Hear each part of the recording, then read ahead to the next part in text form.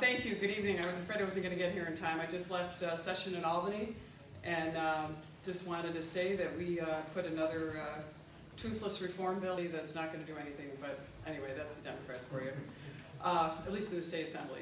I just wanted to introduce myself to those of you who don't know me. I've spoken at this group many times before. I'm a constitutional conservative, as you know. I'm the co-owner of a small manufacturing business. We're celebrating our 70th year in business this year in Shenango County. We were founded in Madison County, but we're also started in Shenango, and now we have a division in Clinton, and I also ran our newspaper division, so I know what it's like to be a small business owner and the struggles that we face. I'm a practicing attorney. I've argued cases in federal court, argued constitutional principles on behalf of clients in federal court. I have a track record in the state assembly as I was elected first in 2010 for limited government, lowering taxes, reducing spending. I have a strong record on standing up for fair trade. I've written a piece on that actual issue last year that was published in the Washington Times.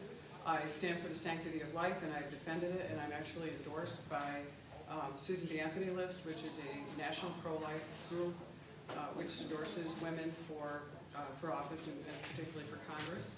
I have a strong record of defending our Second Amendment rights. I'm the first person in the state of New York to offer legislation to fully repeal the SAFE Act, and I've been I've introduced many other bills that have defended our Second Amendment rights. I love the name of your group. It's probably the most important issue that we're dealing with as Americans, and the Constitution represents the best ideas that we have or that's ever been discovered or put together, or the experiment of the United States on whether we can govern ourselves. It's a self-governing document. We're a constitutional republic. You always hear people say we're a democracy. We're a constitutional republic. We stand for the rule of law, free enterprise, something that we're losing in this area, civil society, and that's what makes us different in the rest of the world. Just as my perspective as a state legislator and a small business owner, I think the biggest problem with the United States is that we've strayed away from our constitutional principles. And though I think that, sorry, I feel like the paparazzi here. One of the things that I think is to restore a constitutional republic. Although I think that the erosion of our individual rights is part of it, I think the separation of powers erosion is one of the greatest threats to our Constitution and to this nation. And that means the lack of alignment and the lack of any kind of separation or balance between the power of the executive branch, the power of the legislature, and the power of the judiciary. And these are really, I think, our greatest threat to liberty. I think Congress has to assert itself over the threat from the judiciary. We've gotten down to the point now where this presidential race, this race for Congress all comes down to, if we lose this, we will lose this country if Hillary Clinton or any other Democrat gets to come in and put in God knows how many judicial appointments for the Supreme Court. It will change the course of history. And that tells you there's something imbalanced right there if we have to depend on the U.S. Supreme Court to save us from literally tyranny.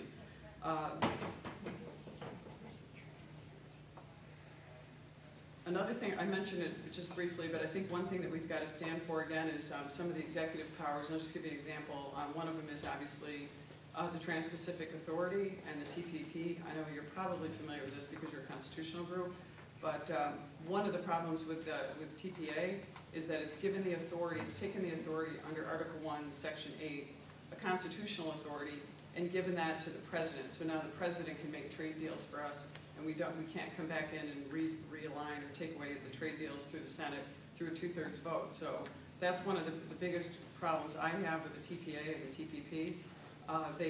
We haven't gotten to the TPP yet, but once the president signs on the TPP the way it is, the Congress can't go back and revisit this as it was envisioned by the Constitution. And so what you end up with is you're going to end up with a violation of, you're going to have the trade rules, and our U.S. companies and our U.S. government is going to be subjected to whatever the World Trade Organization's legal authority wants to do to us. One of the things that I think that we could use to rein in some of this executive branch is the power of the purse, and you've heard that talked about by just about every candidate that's come in. And the power of the purse is something that's unique to the Congress. It's something that I think we should use in the House of Representatives, and we've failed on numerous attempts to defund Obamacare, and that's something we need to do. And a big issue toward doing that is, again, realigning us back to giving the rights back to the states, and that's through the 10th Amendment.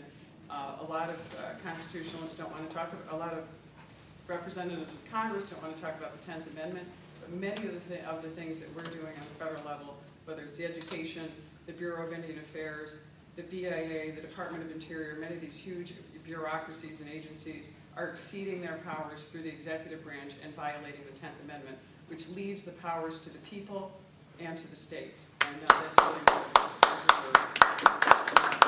the things about me that's a little different than everyone else. I'm the only person who's been elected to office on the Republican side. I've been elected against the Republican establishment. I think it's a good year for me, considering that I always have the running against the establishment, especially when people are sick and tired and fed up. I stood for the same thing that I stood for the very first time I ran in 2010, and that was lowering taxes, fighting corruption, and I'm the first person, as you know, to call for the resignation of Sheldon Silver when he violated our ethics laws way back in 2012 before we even knew about it. Minutes left here. I just want to thank you for having this forum. I look forward to taking questions and talking about the Constitution. It's my favorite topic. And I just want to give you a couple of points. I've been endorsed by the New York State Conservative Party unanimously. I've also been endorsed by Citizens United, as I mentioned, Susan B. Anthony list, the People for, or the Family Research Council, and the People for Constitutional Freedoms statewide organization have also endorsed me. And we're likely to have another couple of endorsements from another from parties that I can't disclose yet, but they'll be coming out next week. So with that, I look forward to hearing your questions and having a debate. Thank you.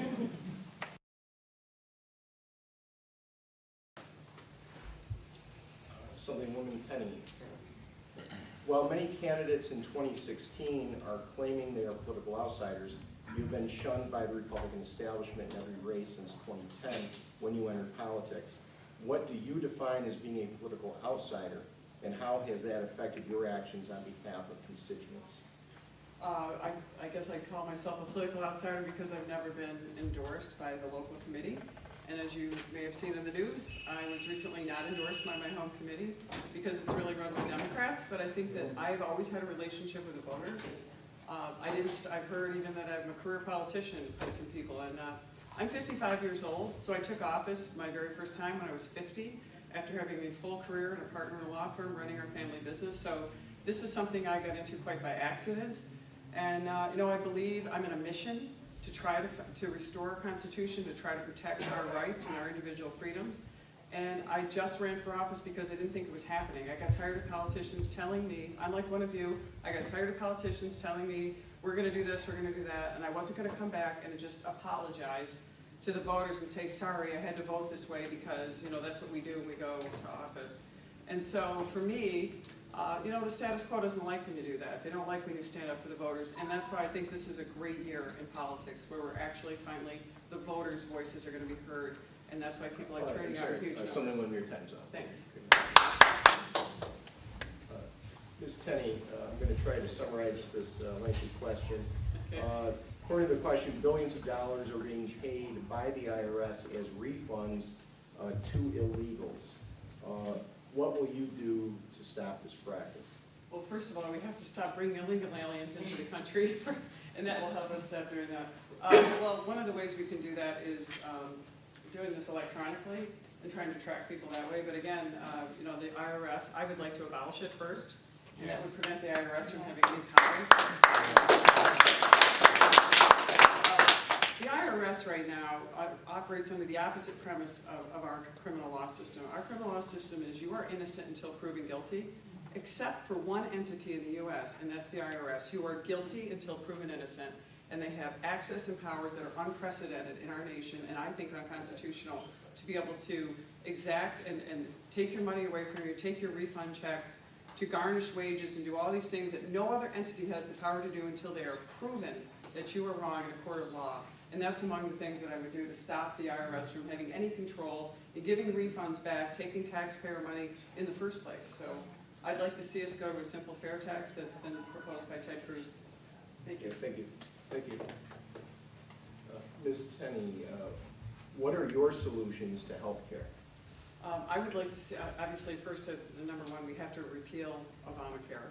And you hear people say repeal and replace. Replace really is not what we want to do, and that's sort of talking points to appease people who are Democrats.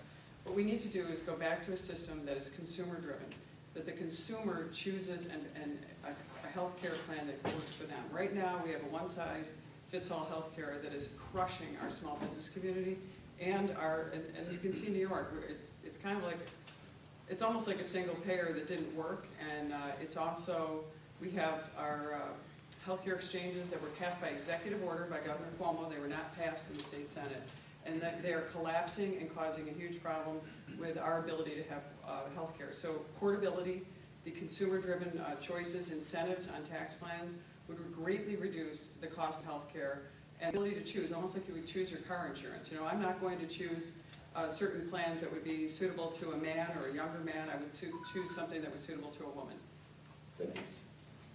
Assemblywoman Tenney, what is your position on an Article 5 constitutional convention? I support an Article 5 Constitution, and it's different than a Constitution. It's actually called a Convention of States. It's under Article 5 of the Constitution. And I know some people are opposed to it, but I think it could help us do two things.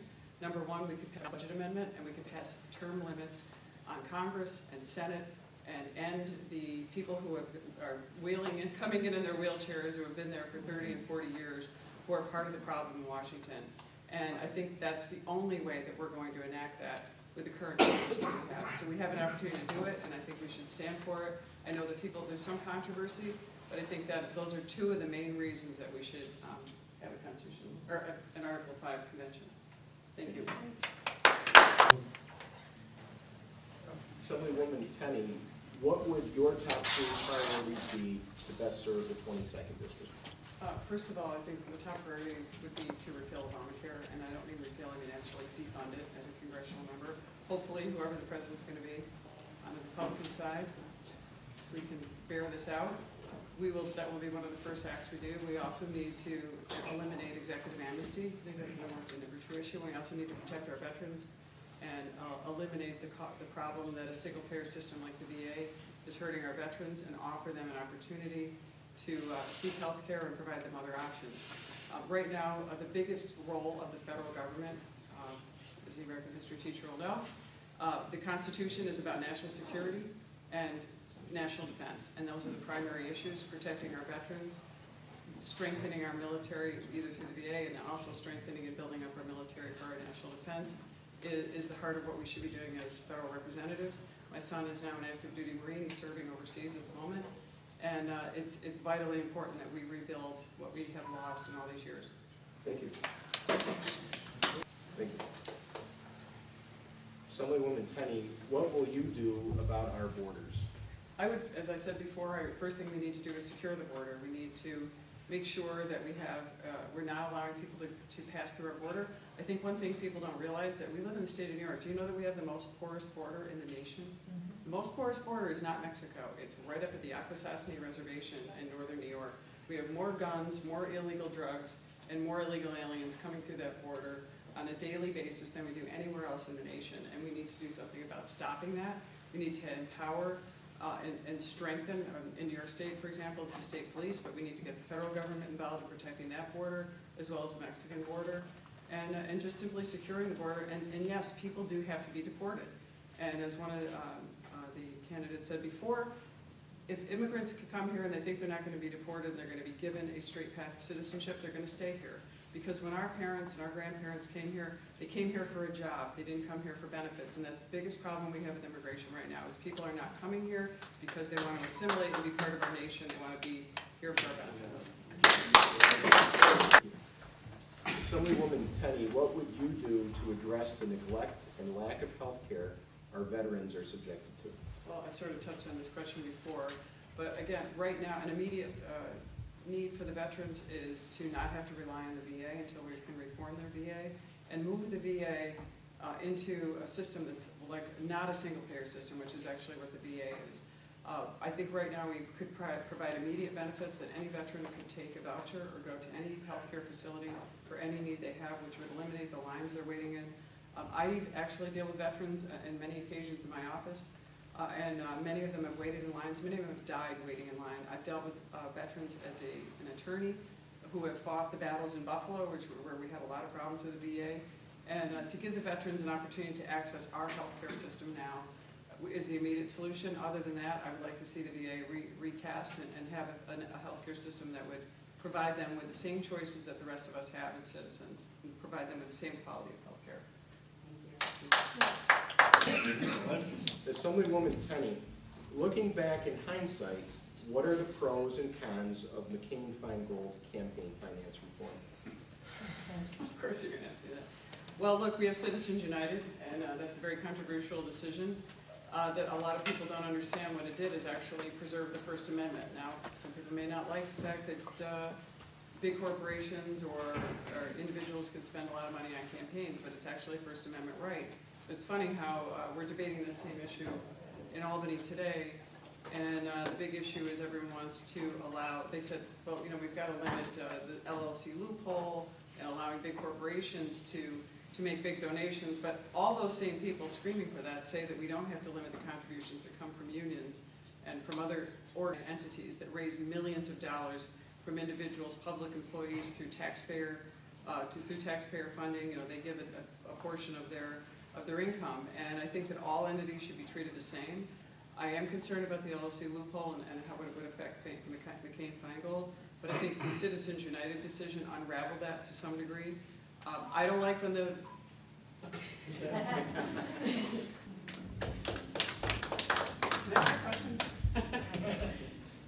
Assemblywoman Tenney, U.S. government data quantifies the U.S. debt as over $19.1 trillion.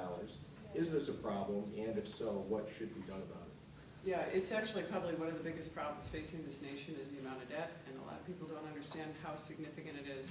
If we are indebted to China and other nations to the extent that we are, and it continues to grow, what many people don't understand is the 19 trillion is what we show in debt, but we have another 100 or 200 trillion in what they call unfunded liabilities. That's all of the obligations that we have that are underneath this debt. So we need to start resolving this problem right away.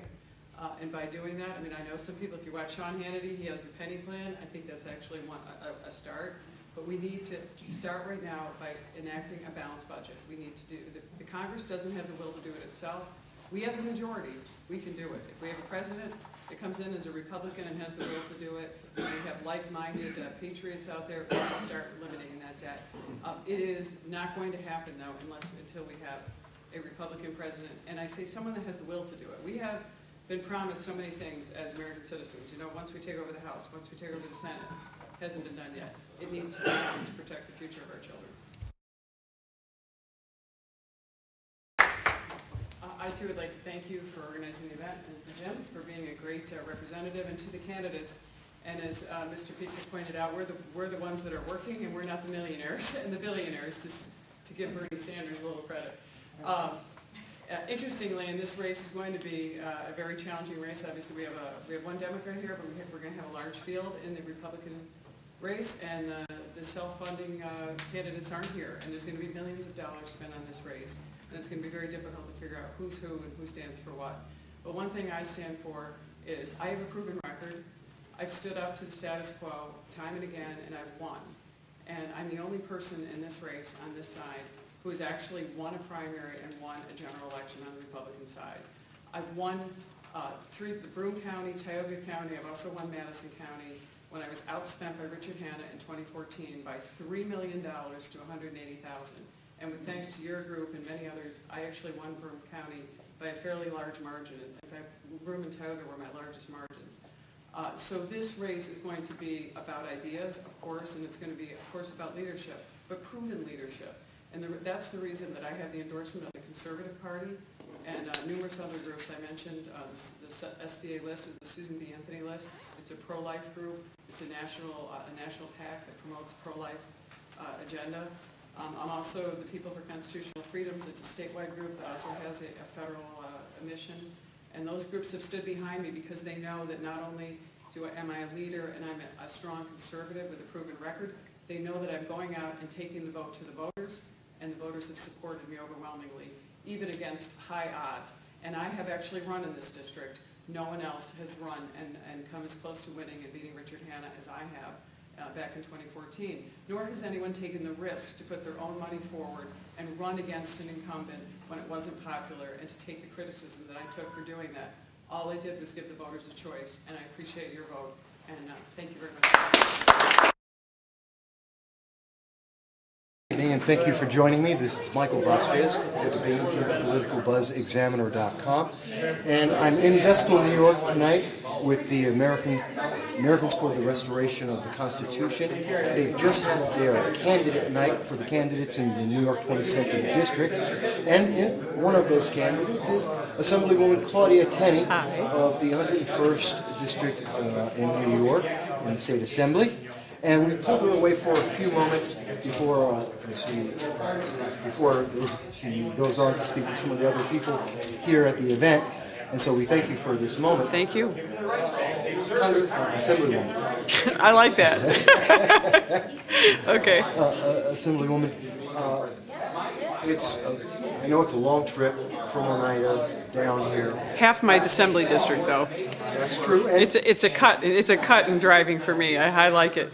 that's good. But I know that tonight you were coming from Albany itself. Yes, we're in session in Albany today. Okay. So, how do you feel about the challenge? Does it add an extra? You're the only candidate who's running, who's in the state assembly, and on the Republican side, the only one who's actually an elected official. Does this add to the burden, or do you enjoy this? I think it's actually a huge advantage for me because I understand the issues. Another aspect of my candidacy is that I'm the only candidate who's ever won a primary. I'm the only candidate who has won primaries in 6 of the 8 counties in the 22nd Congressional District, in spite of being outspent by Richard Hanna 3-1, 15-1, 3 million to 180,000 or whatever the numbers were. So I feel like my chances are very good. I know the issues very well. I've been elected against the grain, even though I'm kind of like an insider because I'm elected. I've always been elected from the outside against the establishment, and this is a great year for me. I've been elected in that manner for my first 3 terms in the State Assembly, and I think my chances are great for Congress in a year where we're going to have at the top of our ticket one of the 2 outsiders or the 2 non-establishment candidates, so I think is a great thing for the people of this nation. One thing we've been asking each of the candidates that have chosen to do so is a question.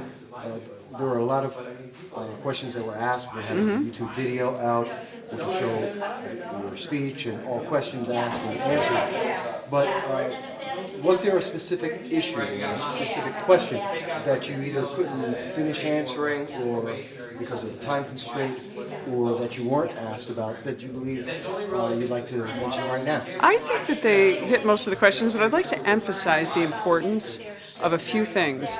And economically, I think we need to repeal Obamacare and eliminate it because it's hurting our small business community. It's undermined the ability of us to provide good health care.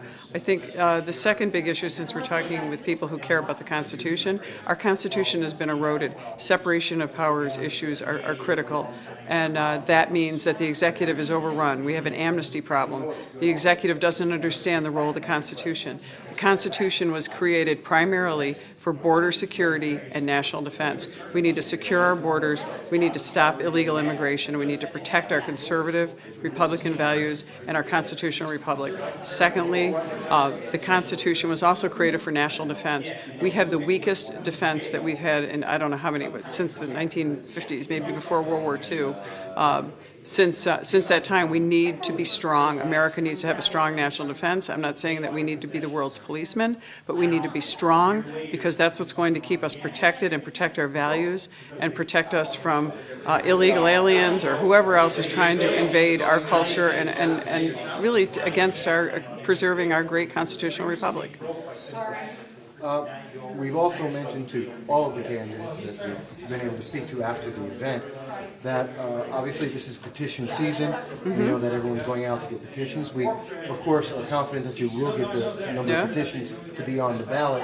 And so in April, we're looking to do a second round of interviews. We've done one with you already.